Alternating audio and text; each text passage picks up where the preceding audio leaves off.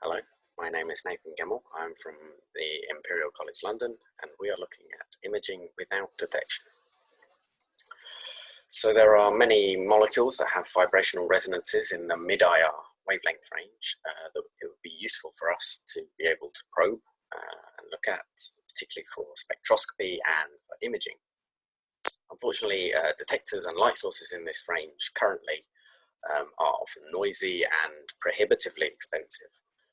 So the question becomes, can we circumvent the need for these detectors and light sources in order to do this spectroscopy and imaging at these wavelength ranges?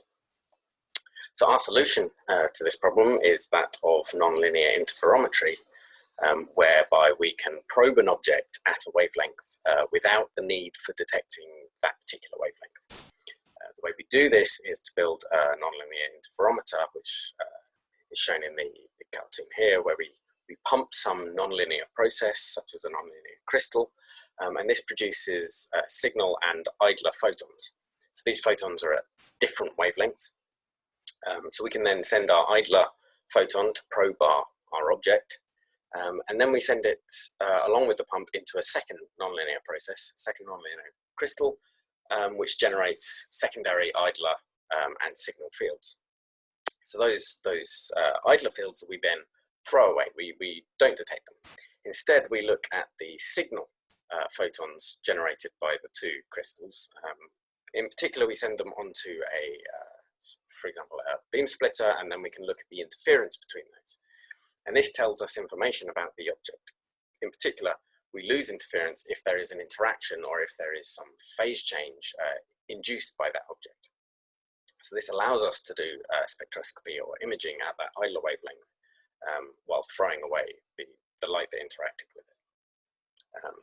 Obviously, these nonlinear crystals can be replaced by any nonlinear process that generates these signal and idler fields, such as fibers or nanophotonic structures.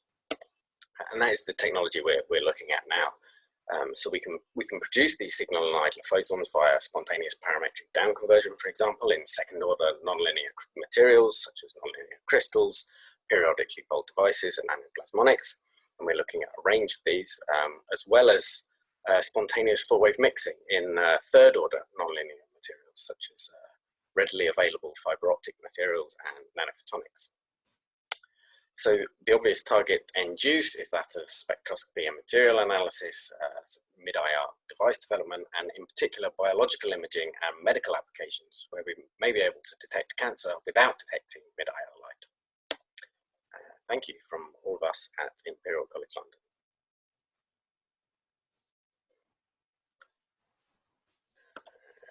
Okay, let me stop sharing.